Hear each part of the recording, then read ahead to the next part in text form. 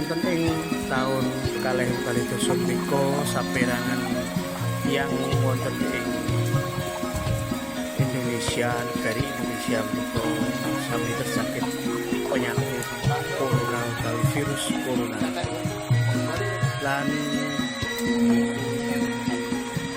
dampakipun luas sanget sawisipun ekonomi kalian sanes-sanesipun.